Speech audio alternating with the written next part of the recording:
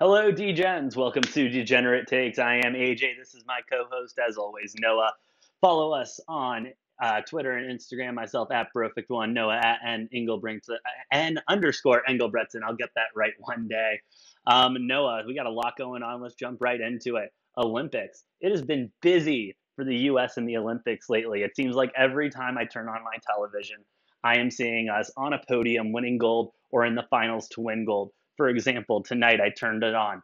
Gold, women's beach volleyball, at a girl. Way to go, ladies. You guys are incredible. They smoke the competition every time I turn on the television. U.S. men's basketball beat Australia 97-78. U.S. women won bronze as well. And we are doing well in baseball. Noah, how excited should I be as a U.S. fan going into the rest of these Olympics? Because I am feeling the patriotism run through my veins, red, white, and blue. Let's go. Let's just get those couple extra golds and get up top of that count. Yeah, Jay. I mean, just always something to be excited about. I mean, you Oh, got yeah. the U.S. in the Olympics. I feel like we're always competitive in just about everything. We might not be the favorite to win gold and everything, but we're in every single event, which I think is like such a cool thing that a lot of people overlook sometimes, is the fact that we get to see somebody from our country competing in pretty much everything. Sure. And there's only a couple countries in the world that are, at that caliber. You got the United States, China there, Russia, usually the other one. Great Britain, Japan are in a lot of them, but not quite as many. Not quite as many at So all, but yeah, I mean, just sorry, go ahead. really cool to just have a chance at everything. So a lot to follow. It is. And this upcoming weekend, we do have the men's basketball team going up against France in the finals. Noah, what should we be looking forward to in that game? I mean, don't get me wrong. I was a little bit scared watching the first half of the game against Australia. I don't know what we were doing on offense. We literally didn't make a three the entire first half. I mean, that is scary. That is scary, especially with a team full of shooters that Popovich put together. Like, should I be concerned about that going into the finals? Like, are we staying away from the over? I honestly haven't looked at lines yet, but seeing us not make any threes, the over on anything under like about 150 kind of scares me. No, we're fine. Hey, we're a second half team. We've proven that the last two games. Ugly Yeah. first halves followed by just absolute dominance in the second half. I mean, we're out like both the Spain game and this Australia game. We outscored each of them by like 20, 30 points in the second half. Pretty crazy. Also, both games we had a huge run late in the second quarter. Yeah. So I don't know what the fuck's going on the first quarter and a half. But going into this rematch against France, I think there's a big chip on the shoulder. I think this may be the game we finally actually like come out of the gates hot instead of having to like make adjustments and like figure it out. So I saw the spreads at like 12 points or something like that. Okay, respectable. I would not be surprised if the U.S. covers. I think, I've been skeptical. I've been holding off of it on the last two games. Yeah. This is the game. I think this is a statement game for us, and I think we come out and we hit them hard in the mouth right from the beginning, and then we just finish strong. And I wouldn't be surprised to see us win by 20, 30 points in this one. Hey, I hope so. I really do. And going into this game, going into the Olympics, you got a lot of these NBA stars who really do show up in these gold medal games or medal games in general. Which player do you think is going to have that breakout game and, step up and score those 30, 40 points that we need to really pull away and win this game from France? Yeah, I mean, I think like it has been the last couple of games, I think KD is going to be that number one guy. Yeah. The question is who's going to be that number two? We've seen Devin Booker step up. He had a big game against Spain, I think, if I'm remembering correctly. Yeah, he had a pretty good game against Spain. Zach LaVine's had one or two really good games this Olympics. Jason Tatum off the bench has had two really good games so far. So, I look for probably one of those three You know, I'd love to say Dame, but he honestly hasn't been like overly impressive, Hmm. and I don't think that's going to change. And Dame's absolutely great. I love playoff Dame and what he's been able to do in the NBA playoffs. I don't know that he really fits with this U.S. Olympic team Yeah, and very that's kind well. of the thing though with everyone on the team. It doesn't really seem like anyone on the team kind of fits in the team. And I think that might be why we're having such No, struggles in the first quarter is because it's almost like we have to re-find our rhythm and stuff. You know what I mean? yeah, I disagree with that. The problem is specifically like relating to Dame is he just wants to like run the ball, run the point, and shoot a lot. But with this team, like Dame needs to realize that like KD is number one option. Yeah, And absolutely. that's why I say like Dame as good as he is and as good of a shooter as he is, I don't know that he has like a spot on like this Olympic roster because I think it would be much better to have a point guard who's to play like Holiday at the point Hmm. and then have you know Booker or Levine and then a wing and KD and a true center in there like Bam or it'd be nice if we had more depth past Bam or Yeah. JaVale McGee but like Dame's just he he's not a difference maker on this Olympic team like he has been on Portland. Yeah, Um, absolutely. Well, that's because on Portland you don't really have a team full of superstars. You have yourself. You're not right. used to being able to spread the wealth around and relying on the other guys to make those shots and stuff. And so I think this might have been kind of an eye-opening situation for him when he goes back to Portland, and he might be like, "What am I doing?" I don't mind putting the team on my Well, back, but that's not going to win me any championships anytime soon. if he's in Portland, True. If he's in that's Portland, a lot could happen between now we'll and the see time about he that. gets back to the States. So staying with the Olympics and I, on a positive note, oh, I was going to because, say sorry, go ahead. to yeah to answer your question, I would Oh, yeah. say um, I would look at those three: Booker, Levine, and Jason Tatum as being a big difference maker, having a very hot night and just making the difference there. Yeah, absolutely. I have to go with Devin Booker, just because I think he hasn't really had a staple game yet with the new headband and the new haircut. And so I think this is his time to come out, have a staple game with that new look going into the next season on a high note for him in this gold medal game. Staying with the Olympics on a positive note because it looks like whenever you talk about the U.S. in the Olympics, it's always positive because we are the best, it seems like. Um, with a little U of A check, Noah, I heard there's some Wildcats that are in the Olympics right now. That is our alma mater for those listeners that don't know. Who's in the Olympics? What are they doing? And why are the Wildcats the best in the Pac 12? Well, think we have 24 uh, current or former Arizona Wildcats in the Olympics, Wow. all over different sports. Uh,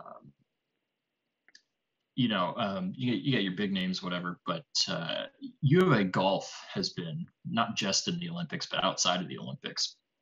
Huge week. You got Rory Sabatini coming back last day of that tournament, shooting 10 under, having the best Ooh, round of the whole tournament to notch a silver medal. That was pretty cool. dang. And then you had I think both the men's and the seniors Hmm. tour were both U of A. Annika Sorenstam for the women's. She took home, whatever tournament that was. She took home the win in that, and it's escaping my mind, but I'm pretty sure it was another U of A grad taking home the men's senior tour in the last weekend. So Hey, shout it out was to, a huge weekend last weekend for U of A golf. there we go. Shout out to the former Wildcats. Once a Wildcat, always a Wildcat, as we like to say. Our our 40 and 50-year-old golfers out there way back in the Hey, day, but hey, they're still shooting better than I think I'll ever shoot in my lifetime. I was out today and I think I shot like 300, and it's kind of impressive that I can be that bad. But anything else on? that's not too bad for you. Yeah, for me, right? It's not bad at all, especially since it was only 9. Imagine if I played a full 18. That would have been rough. But anyway, anything else on the Olympics or U of A or how awesome the Pac-12 is?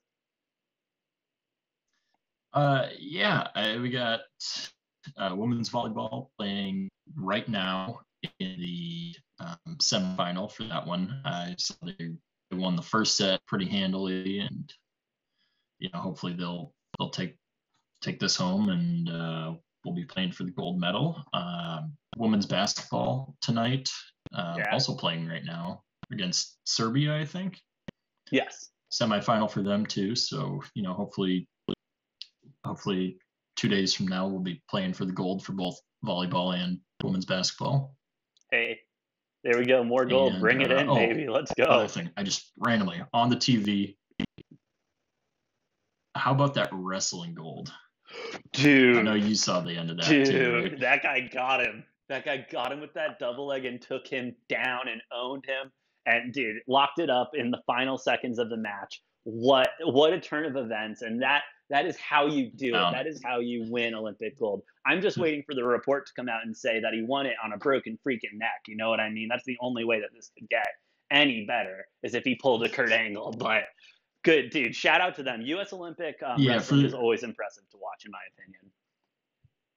For those of you who didn't see, I won't go too into detail because I don't know too much about wrestling. But I think so. The score was 1-0. Taylor. Yeah, score was 1-0. No. He was down. He was down 3-2. Yes, sorry. He was down 3-2 points wise. Time running out. There's like less than 20 seconds left. Gets a pin, which is apparently worth 2 points. Like I said, I don't know shit about wrestling. I don't know how it scored. But long story short, wins it 5-3 or no, it was 3-2. Yeah. He won it 4-3. So in the waning seconds of the match, gets a takedown to win it and take home gold over the Iranian guy. So, and it was a beautiful takedown, to say the least. Like, that is textbook what they teach you. One of the first weeks of wrestling camp. Shout out to him. Shout out to the entire Olympic U.S. squad continuing to make us proud and just rake in the medals. Oh man, it's starting to get embarrassing how many medals we have. But moving on from something we're really proud of seeing on a daily basis to something that I'm getting more and more tired of seeing on a daily basis, but somehow it gets a little bit funnier every day. The Los Angeles Lakers can't seem to stay out of the headlines to save their lives. And LeBron James apparently has been listening to the media, listening to people talk about the antique shop that they have down in LA at the Staples Center when the Clippers don't play. And he put out a tweet that he recently deleted. And it says, keep talking about my squad. Our personnel ages, the way he plays, he stays injured. We're past our time in this league, etc., etc. Do me one favor, please, and I mean please. Keep that same narrative energy when it begins. That's all I ask. Hashtag thank you. LeBron, I promise you, I will keep the same energy. Dude, you can't have a median age of 35 and expect to win a championship in today's NBA. That's just not going to happen. Right? Like, or am I just off basis here? Because every way I look at it, I don't see how they can stay healthy and stay productive all season. There's a chance that they can. The funniest thing about this whole situation for me was LeBron tweeted that, right? And everybody's, reply tweeting and all this other stuff and saying, okay, yeah, sure, I will keep that same energy and that same narrative. And then less than an hour later, and the funny thing is too, I didn't even see it on LeBron because I don't even follow LeBron, but I saw it on ESPN's Twitter and like a screenshot picture of that tweet. And then I'm like, oh, well, that's interesting. So I'm going to quote tweet that shit. Yeah. And then I go to LeBron's account, and this was less than an hour, and the tweet already deleted. And I'm like, oh, well, Seriously. Apparently LeBum can't take some shit from people. So. And I mean, come on, man. Like, how do you post something like that, especially when you're already under fire? People are already gunning for you over this issue, and you're going to make it louder? Like, yeah, of course these people, especially your haters, LeBron, you've been having them your whole career. Of course they're going to stand by their statement and say, yeah, you suck. So that was just pointless to put out. And I don't understand why he just keeps running his mouth. The way to prove everyone wrong is on the court. A tweet isn't going to matter today or tomorrow. You know what I mean? Like, it's just, I'm tired of it, dude. I really am. Like, he needs to grow up a little bit in that sense. Yeah, I mean, the funniest thing for me is like not so much about that. It's like if you have that caliber of fame and following that LeBron has, why delete it? Like Yeah. Yeah. Why does it matter? it's already posted everywhere. Everybody's got screenshots. Like I don't understand this when athletes delete tweets after it's like something controversial because everybody's got screenshots and it's like all over the internet already. So Mhm. it's like it's not going to go away because you deleted it. Like like you said that ESPN posted it and it's not going anywhere. It's still there. Yeah. Like And like just like what's the point? You know? yeah, absolutely. And I think now this is going a little off topic, but MJ and him always get compared, you know what I mean? And I will say one benefit that MJ had in his time that LeBron doesn't is he didn't have social media. You still had regular sports media and everything, but it wasn't the access to the fans and the sports media that LeBron has today. And but still thinking about the platform Michael had and everything, and how popular he was in that time. He still had the platform to do what LeBron does. He could say all of that stuff, but he chose not to. He chose to be a professional basketball player. And this is just what LeBron has continued to get himself into. He runs his mouth all the time and then shoots himself in the foot. And I hope, and you know what? Like, yeah, I really do hope the Lakers suck this year so that once again LeBron can be proven wrong because he's a basketball player. Dude, shut up, play basketball. Like, say what you want to the media and everything, but then be a man and own up to it. Don't delete it. Don't do any of that. But I don't know. I'm over LeBron. I'm tired of Yeah, hearing about him. yeah. I mean, I hate it too personally. I will admit, LeBron's top three basketball player of all Absolutely. time. Absolutely. It's One of the best. you know it's him, MJ, and Kobe, and I'm not going to order them because I No. don't want to like stir anything up. But we'll save that for another day. But either way, he's a top three talent-wise player of all time. But it pisses me off to no end how much of a drama queen and a bitch he is. Like Yeah. Yeah. And I feel it's like as simple as he would that. get that he would get that respect, and I would entertain people who bring up the Jordan versus LeBron debate. I would entertain that debate. I would like listen to what people have to say if LeBron wasn't like just such a crybaby. Like, Yeah. Like dude just needs to like, he loved the play in. He loved the play in tournament. He's like, that's a great idea. Give these guys more shots. The one time he's in, oh my God, this is stupid. Who came up with this idea? They should be fired. Whatever, dude. Shut up and take your yeah. medicine. You guys suck. AD can't stay healthy. You knew that when you signed him. Like, this is on you, bro. Like, this is like LeBron has made his grave and it's time for him to lay in it finally. Well, and then when they got bounced in the first round by the Suns, and then he comes out and he tweets and he's like, "Oh, I told you this would happen with all these people getting injured." Yeah, but And you it's like didn't. You didn't convenient get for injured, LeBron. conv- Like, con, if it's you like can stay convenient for healthy, you to other tweet people that can. after you got bounced. Yeah. Yeah, Oh man. he's just at the end of the day, he's a drama queen. He's full of excuses, which I don't understand that. I'm like, how can you be that caliber, like that high caliber of an athlete? He's won multiple championships, multiple MVPs, yet he still finds a way to make an excuse for everything. Every time he doesn't get to the pinnacle and win a championship, now his career didn't start that way, but like No, recently no. now it's like every time he doesn't win, there's a reason, there's an excuse. It wasn't just it can't ever be that his team wasn't good enough. It has to be something, some excuse, some reason, Yeah. that some It's outside factor. yeah, it's unfortunately something we're gonna have to live with. And him being one of the best NBA players of all time, it's something we're gonna have to keep talking about, unfortunately. Kind of like the Dallas Cowboys, it's one of those things that you just always have to talk about. Um, talking about the Dallas Cowboys and the segue of the year right there. They played the Was Steelers. not very smooth. Oh, I thought it was a good one. What are you talking about? Come on, LeBron. You got to talk about uh, LeBron. The Cowboys. You always got to talk about the Cowboys. It's obligatory sports talk. yeah, But anyway, okay. anyway, Cowboys and the Steelers played It is for today. ESPN. Hey, for ESPN. Hey, send in Can't my go a day resume. without mentioning. They really Can't go a can't. day without mentioning LeBron, Tom Brady, or the Cowboys. Um, I will say they have been better about Tebow lately. They haven't mentioned Tebow nearly as much. They started to get back on that train a little bit, but they've been better on him. I can't believe he's going to make that roster. I still can't believe he's in the league. I forgot about that when we talked about the AFC South. That, oh my God, what are they doing with him? But yeah. Anyway, let's talk about football that actually happened today. Dallas Cowboys lost to the Steelers 3-16 in the Hall of Fame game. First of all, congrats to all the Hall of Famers out there. Incredible careers. Thank you for putting your bodies on the line for our entertainment. We thoroughly enjoyed you smashing your head into someone else's. But, no, it's a preseason game. There's not really much you can judge anything off of because it's a lot of second stringers, a lot of guys that are just trying to get their jobs. But still, I'm going to overreact to it. Dallas Cowboys suck. They're done, dude. It's done so. I mean, they were going against Mason Rudolph and they couldn't stop him. I mean, pack it in. Dallas Cowboys in a rebuilding year right now. I don't think that's a fair judgment at all. I mean,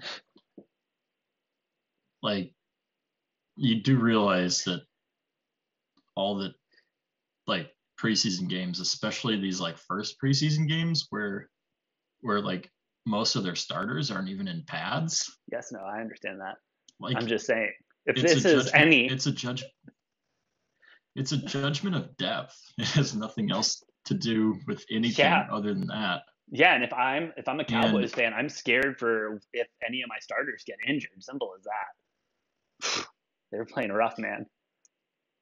Yeah, but if they can go through the season without any major injuries, then this doesn't mean shit. Yeah, but that's it. I mean, clearly, I will say Dallas's backup quarterback situation, that looks fucking rough. Like, yeah, jeez. All three of those options. But they don't, with the amount of money they're paying Dak and Zeke and their offensive line, they don't really have money to go out and get a decent backup. Absolutely. So they're going to be in the same boat as last year. I mean, they'll be pretty good if Dak stays healthy, and if he gets injured, they're going to be absolutely dog shit. Yeah. But, we'll see. I will say one of my takeaways from this game, though, was, it'll be interesting to see through the rest of preseason with the Steelers, whether Mason Rudolph or Dwayne Haskins is the guy. Yeah. I didn't think either of them really had like a big standout performance today.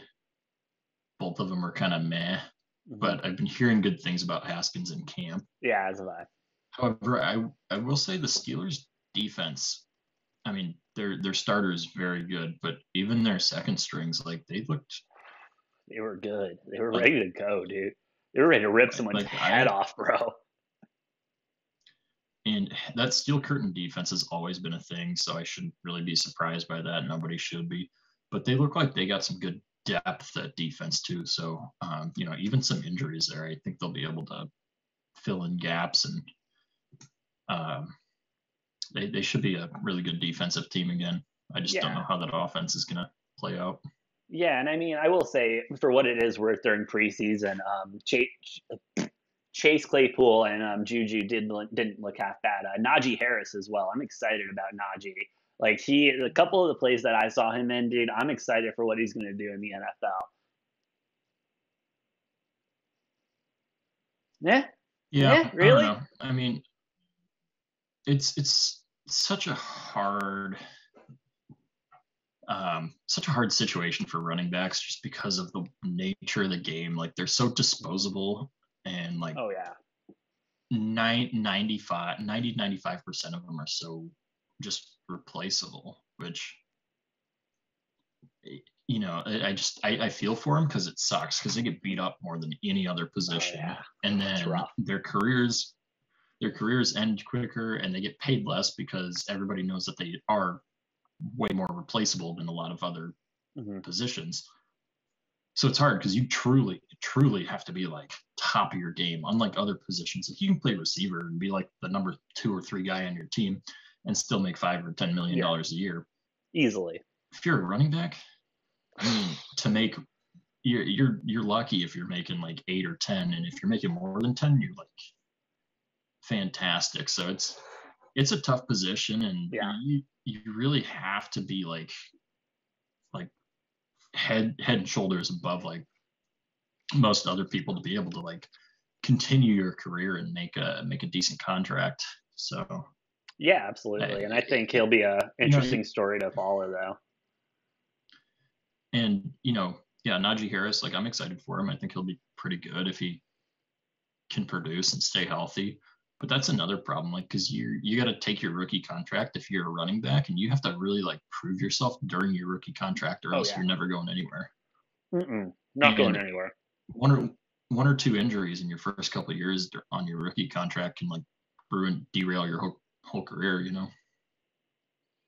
Yeah, I do, but at the So same time, with someone as much talent as that, we've seen in the NFL that they'll give those guys who maybe get injured in their rookie contract or something that one extra deal. You know what I mean? Where they can have that opportunity to show up. Obviously, don't want that happening for Najee whatsoever. Want him to really show up because I think he can do some special things and really give that that Steelers offense another level that they've kind of been missing the last couple of years at the run game, and definitely help out Big Ben with establishing the well, run. And more than that, they haven't had a solid run game since Le'Veon Bell left. true, true, that was a I mean, mess. James Conner had like a decent season, but Yeah, it he was was okay. never going to be the guy. Now the Cardinals got him on a big ass contract. We'll deal with that later. We'll deal with that later. The Cardinals But making a deep run anyway. but yeah, I mean, I think the Steelers are trying to reinvent their offense this year. I think with Mm-hmm. a much more run heavy offense. I mean, they threw the ball more than anybody else in the NFL last year, Yeah, yeah, and that's not good. That's which especially with a quarterback like Big Ben. You can't be throwing the ball that much. Like he's too old. well, He's already got his Tommy John. Like he's on borrowed time as a quarterback right he, now. he's getting up there. He's 38 years old. You want to try to limit the amount of hits he takes at this point so he can continue playing and stay healthy because he wasn't 100% healthy for the whole season last year. I mean, that dude plays through more injuries than anybody since Brett Favre. Yeah. But well, with but you don't want him playing injured. You don't want him playing injured if you don't have to. Like you want him healthy. He showed up slimmer. He's as slim as he's been since he was in college. Yeah. And so if you can establish that good run game and not have to throw the ball as much, buy him more time and run a lot more play action, then like that's good. And then the Steelers could have a dangerous offense if they can establish that run game. That would be great, and that would be great. And talking about the Steelers, let's keep going in with them and into the AFC North. The Steelers this season to win the division are plus 180. Their over under on games is 8.5. Over being minus 120, and the under being plus 100. Um, I couldn't agree more with everything that you just said about how they need to get Big Ben more time. I really think that a lot of this season and their playing, and their record is going to be based off of how much time they can get Big Ben. Because if he is injured, don't get me wrong, they might have a good backup in Dwayne Haskins and Mason Rudolph now. But do you really want to rely on those two to go out there and win you some games and then go into the playoffs and win you some games if you have to? This offense is set to explode, I believe, with Juju, Chase Claypool, and Najee, like we've been talking about. TJ Watt on defense, I think he's going to win Defensive Player of the Year. That guy is a beast. He is just a dog. He wants to go and get after it. Looking at their schedule, though, I don't know, man. They might make the playoffs. I'm not 100% sure. What do you think looking at the Steelers this season and as we get ready to go into regular season now that we actually have a preseason game under our belt? Yeah, no, I think the Steelers are probably one of the most slept on teams in the NFL coming into the season. I think a lot of people are worried about their slide last year, which, who knows what the full reasoning is for that. You got injuries, whatever. I think that getting their bye week, which was supposed to be later because of the Titans game, and then that change in bye week because of COVID, that could have played into it. Like I said, I think they're going to have a really great defense again. I would look for their offense to actually be better than last year. Oh, And absolutely. they did have a really weak schedule in their 11-0 start last year. But looking at their schedule this year, they don't have a super difficult schedule. Hmm.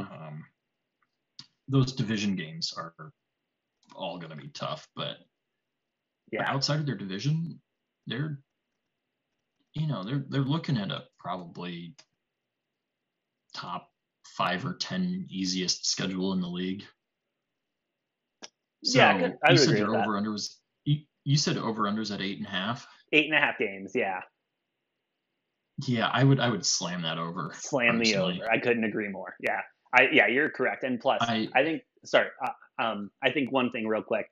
Uh, Big Ben is also coming. This is his second year off of Tommy John surgery. He's going to be more comfortable with that elbow. He's going to be more confident in it. He's going to be more confident in slinging the ball, and I think that's really going to help their passing as well. Yeah, they're not my pick to win the division, but Mm-hmm. I do think this division will be, in my opinion, the most competitive. I think it'll be the tightest division race. Yeah. I it just like I with the NFC East, I think this one will come down to the last week of the season for who wins this division. I couldn't agree more. This But is going to be a tight one. What do you think their ceiling is? What do you think their floor is? And how do you think they'll actually do? I I think their floor is probably around 8 or 9 games, which I think that 8.5 over under is ridiculous because I think I think their floor is maybe an 8-9 record. Yeah. Yeah, I don't And agree. like I said, this team is super slept on. I do think their ceiling's as high as like 13-4. Wow. I think they're capable. Do I think they'll do it? No, but I do think they're capable of winning that many games. Yeah, I could see that too, especially if they get a lot of those divisional games, because that, like you've said, this division is going to be very competitive. I think it's a slept-on division altogether because I look around at these teams, and we'll get deeper into the other ones, but wow, like that's a tough division. So if you, Yeah, I wouldn't say slept on. I think I think everybody knows this division's going to be good.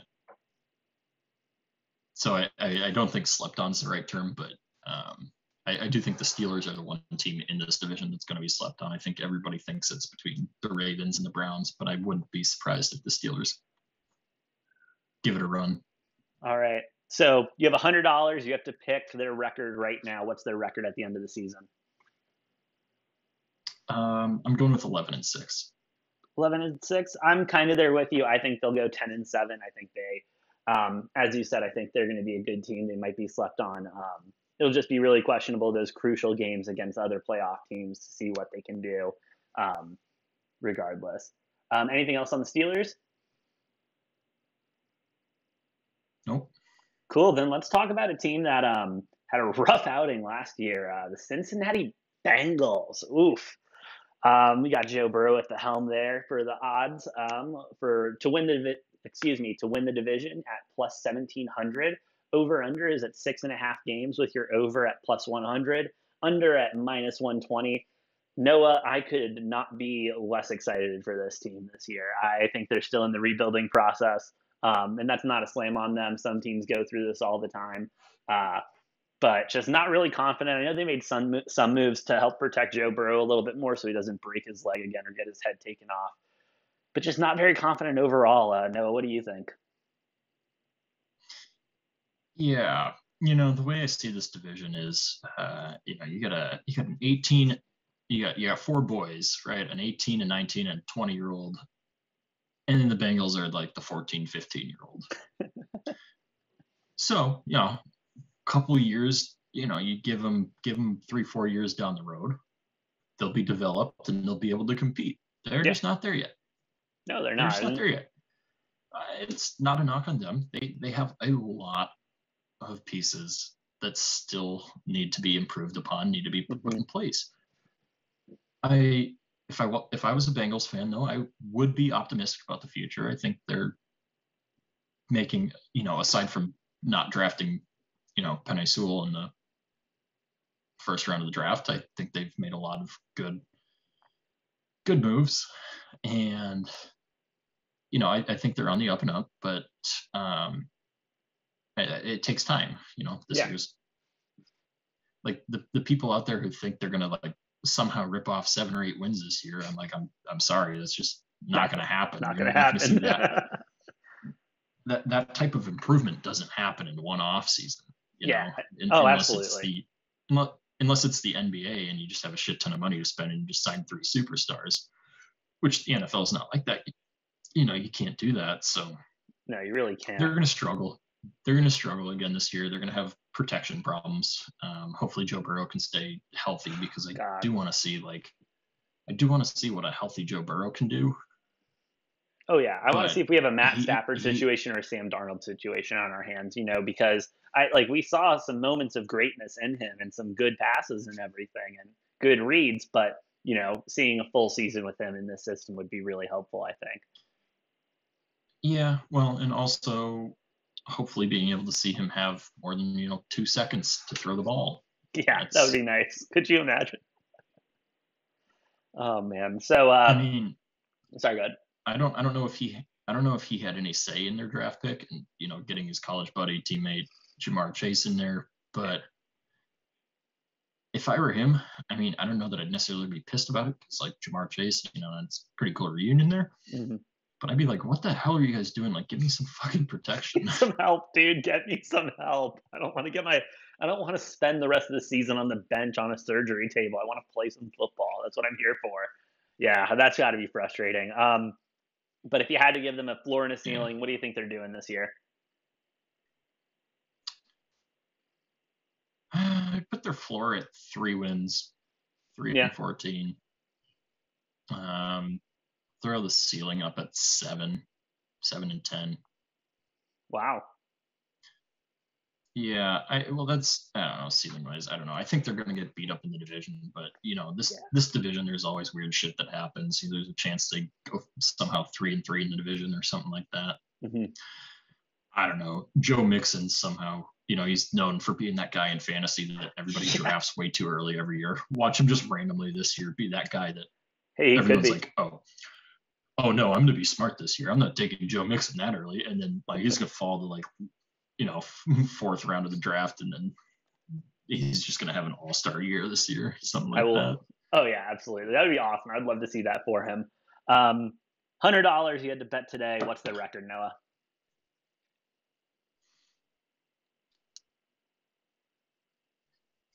As much as I want to say they'll win more games, I'm going 4-13.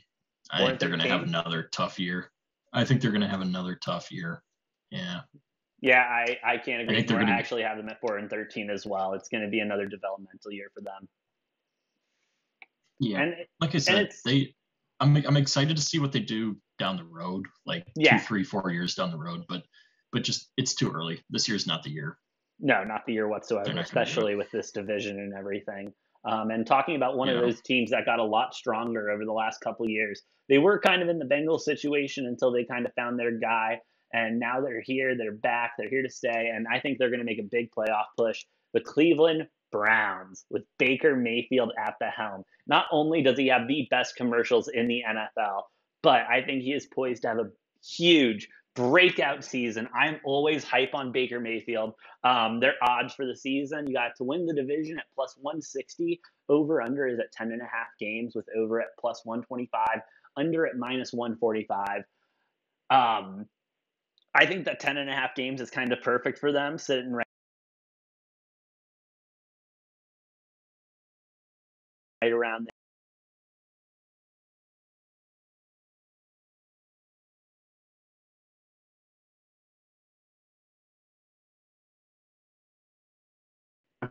Sorry about the technical difficulty. I got too excited about the Browns and the system couldn't handle it. But I am, Noah. I am beyond excited about these Browns in this season.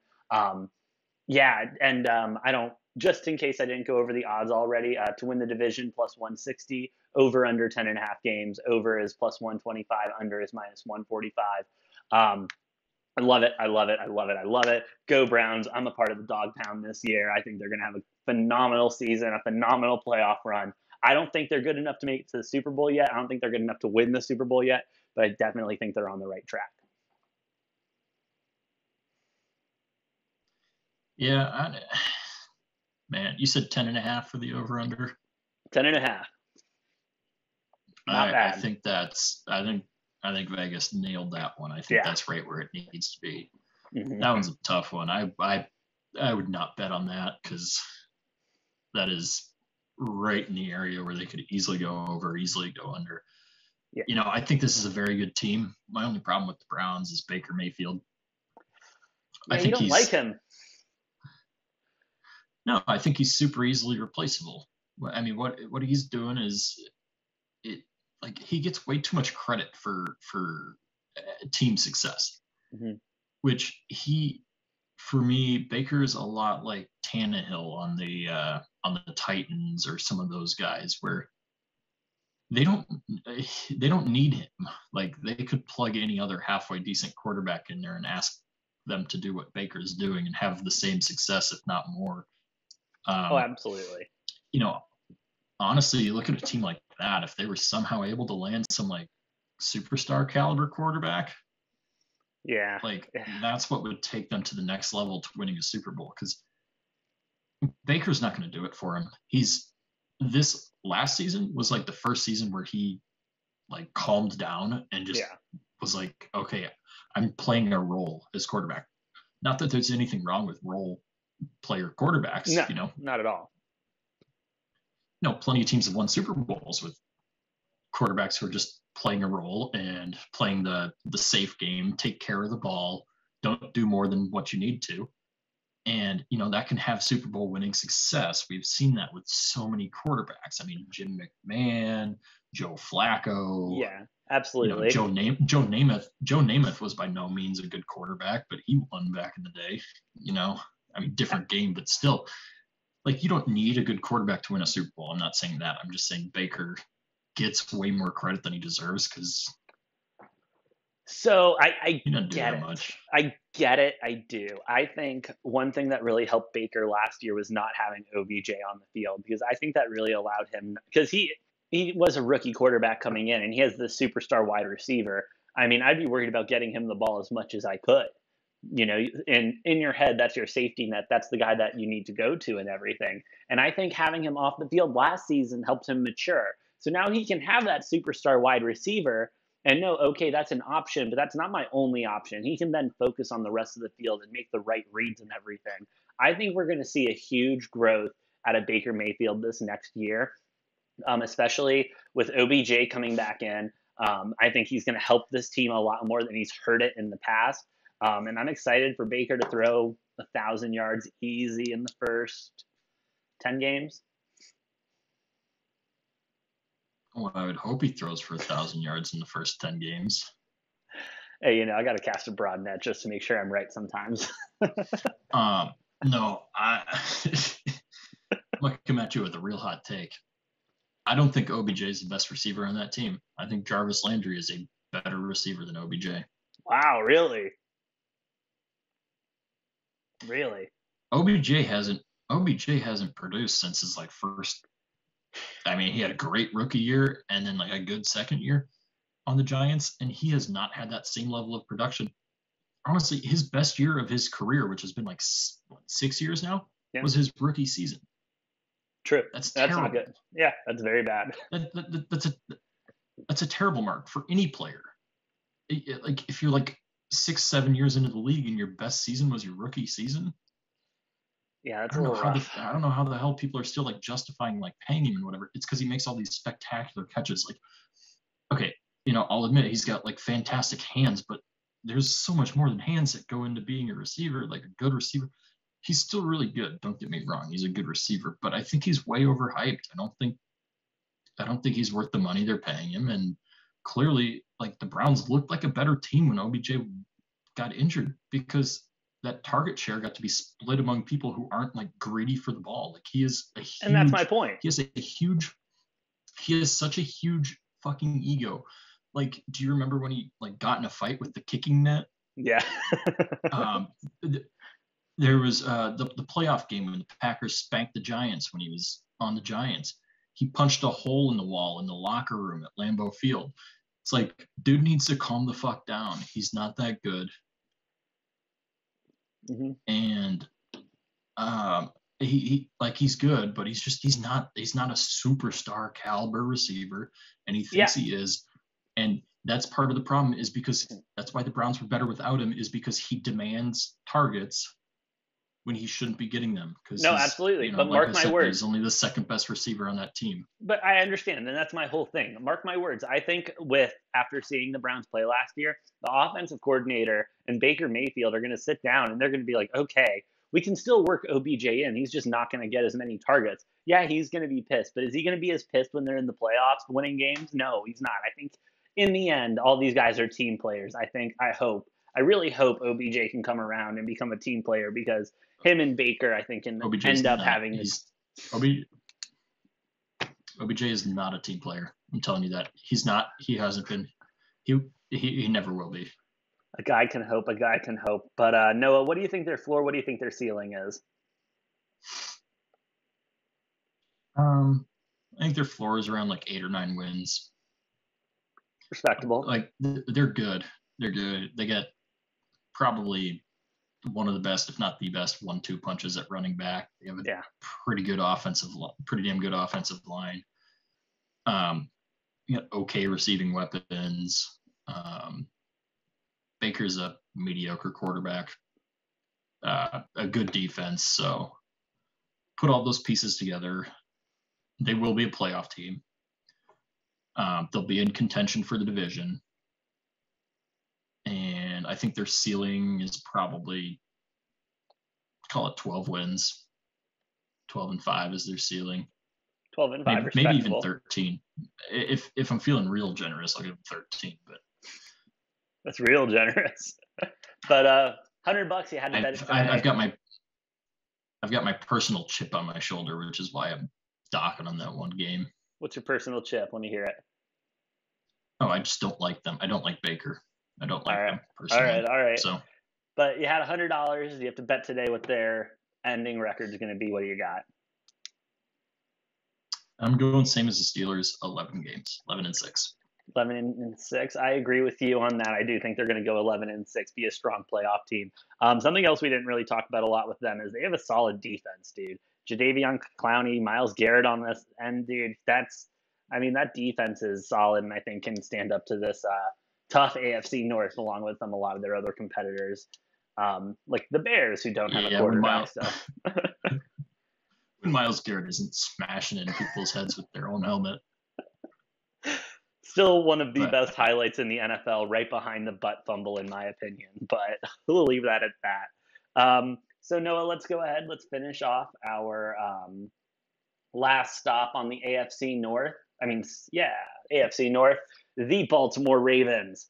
Strong team. You got Lamar Jackson under center. You got a great defense, great offense. Odds to win the division are plus 120.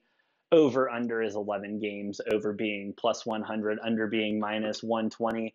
I mean, it's really hard to say anything bad about this Ravens team right now. They look to be firing on all cylinders going into this season. I think it's just really a case of whether Lamar Jackson can play with these new toys that he's been given at wide receiver, and whether he really can throw that deep ball, because in the past, that's been a big knock on him, is not being able to really complete those passes, throw that deep ball and such, which is fair enough, but he really wasn't given the opportunity to throw those balls. They were really much a running team or a option pass team and stuff like that. So, Noah, what are you looking at the Ravens this year? How do you think they're going to stack up against this tough division? I'm looking at the fact that Lamar Jackson finally has a receiving weapon. He does. Thank God. I'm so happy for him. And it's a rookie. Rashad Bateman. Yes. And mark my words right here. Rashad Bateman will be top 3 in almost every receiving category among rookies. Wow. Because I look at the receivers that are on that team. Rashad Bateman's going to come in, and as a rookie, he will be the best receiver on that team. Hollywood Brown was really good in college. Did not pan out whatsoever. Dude can get as fast as he is and everything, he runs terrible routes and he gets no separation. None. So Lamar has had nobody to throw to other than his tight ends the last 2 years. Mm-hmm.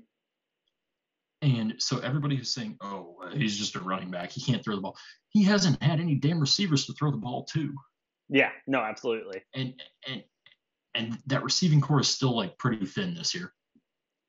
So I don't know if we'll get a full glimpse, but I just want to see Lamar with like a good like 1-2, even a 1-2-3 punch at receiver at some point in his career.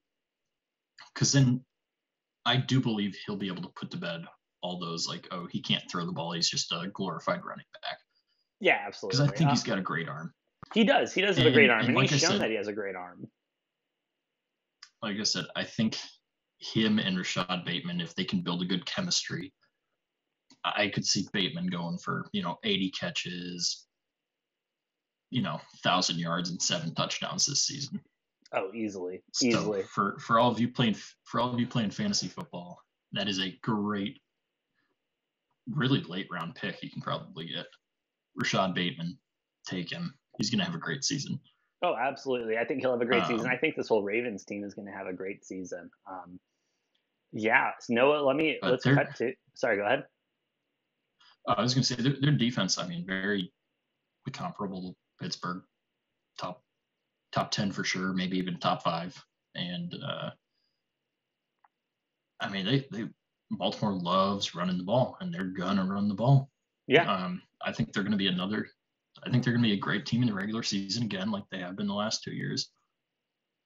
Just the question is, can they produce when they make it to the playoffs? And that's been their Achilles lately. That definitely has been. But of course, they have to make it to the playoffs first. So let's get into that. Noah, their record, their ceiling, and their floor. What do you think they're going to do this year? Because I don't know about you, but I'm pretty high on this team. What is their over/under at? Sorry, over/under is at 11 games. So yeah, it's another one that I don't like. Just like the Browns, I think that's like spot on by Vegas, and I wouldn't be able to decide. I think their floor. I think their floor is the highest floor in the division. I think it's nine games is what I would say their floor is. Wow. I think worst case scenario, they go 9. All of these floors, barring any major injuries. Yeah, of course, obviously. But I would say 9 and 8 be their floor. However, their ceiling I do think is higher. Yeah, absolutely.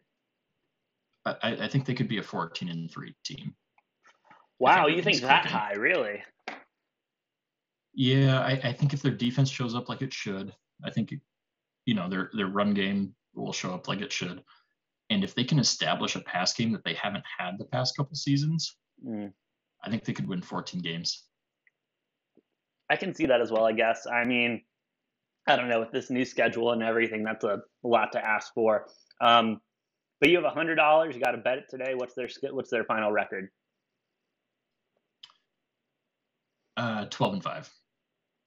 Noah, it's so funny. I actually have that same exact record for them. I think they'll win the games they have to win, then they're supposed to win. I think they're going to have, just like the Browns, I think they're going to have some struggles against those teams that consistently make the playoffs. And some teams that are poised to make the playoffs. Like they have the Rams late in the series, late in the season, second game to last. Granted, it's in Baltimore, but if that Rams team is playing the way that Rams team is supposed to be playing, that's going to be a rough game and a rough day in Baltimore. And I think 12-5 is a good conservative pick for that. Anything else on the Ravens or the AFC North? Like I said, I just think it's going to be one of the most competitive divisions. Got the Ravens winning it by 1 game, Browns and Steelers tied. This is a division that I would not be surprised by if especially with the new format in the playoffs where we got 3 wild cards. I wouldn't be surprised to see this division send 3 teams to the playoffs again, like they did last year. Yeah, absolutely. I look at this division kind of like I look at the NFC West. You know what I mean? It's just a strong division almost all the way around, minus the Bengals. But I think once those Bengals figure it out, I think that'll be a really tough division coming into the next couple of years. So before we wrap up, though, Noah, I did get an alert that we got a gold medal or some type of a win today. Noah, do you want to dive a little bit more into that? You're referring to the women's volleyball? Yes, sir. Yeah, not a gold medal, but we won in the semifinals, so we Okay. are advancing to the gold medal game. Hey, there we go. Won that 3-0. So there we go. And this is indoor volleyball, correct? Because we won the gold in that. Yeah, okay. Yeah. Just wanted to make sure. You never know. There could be 7-on-7 beach volleyball for all we know. I feel like every day I turn on the Olympics, it's a new sport I'm learning about. Like, I get they have taekwondo. Did you know they have karate? Dude, electric. You got to check out karate. I'm telling you, what these girls are doing and these guys are doing is unbelievable. Have you watched any sports that you watched and you're like, wow, I want to maybe pick this up, get a new hobby or anything? None that are like recreational enough that I could just like jump into it and like play it casually. Fair enough. Okay, you could though. If you could play one sport in the Olympics, any of them, which one would it be?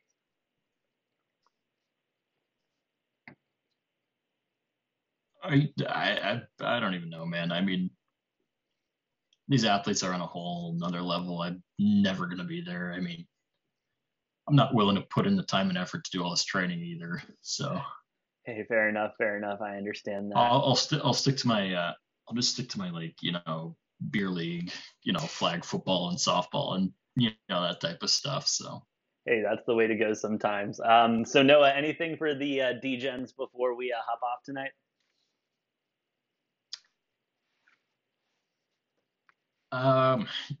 Football. We're back. Baby. We're back, baby.